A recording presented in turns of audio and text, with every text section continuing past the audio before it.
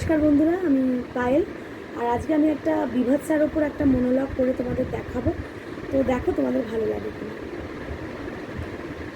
ওরা বোঝে না, ওরা ভাবে সব ঠিক আছে, ওরা হাসে, ওরা হাত ধরে, ওরা মিথ্যা কথা বলে। আমি সব দেখি।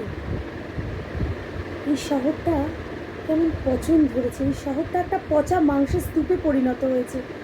আর এই পচা মাংসের স্তূপের যে পোকাগুলো, হ্যাঁ তোরাই। আমি তোদের মাংস গিলব, তোদের চামড়া ছিঁড়ে সেলাই খুলে সব বের করে আনবো। তোরা শান্তি চাস? জানিস শান্তি কোথায়?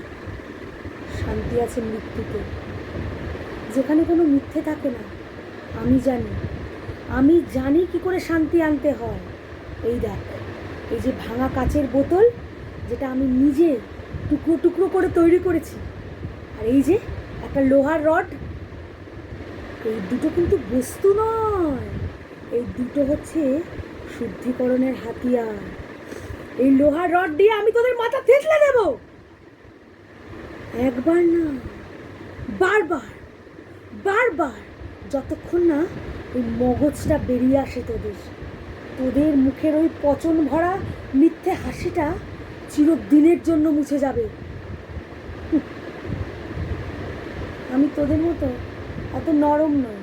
তোরা ভাবিস ভালোবাসা, প্রেম এইসব দিয়ে সব কিছু জয় করা যায়। যায় না। ওগুলো আরও বড় পচন। যখন আমি এই লোহার রডটা হাতে তুলে নেব,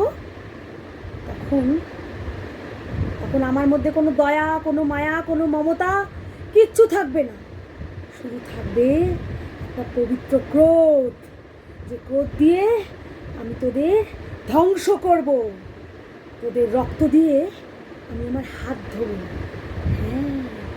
হ্যাঁ দরকার, এটাই তো দরকার।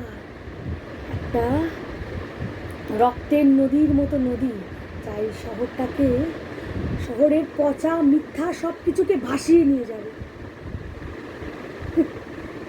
তখন লোকে আমাকে পাগল বলবে, কিন্তু আমি পাগল নই। আমি একজন সার্জেন।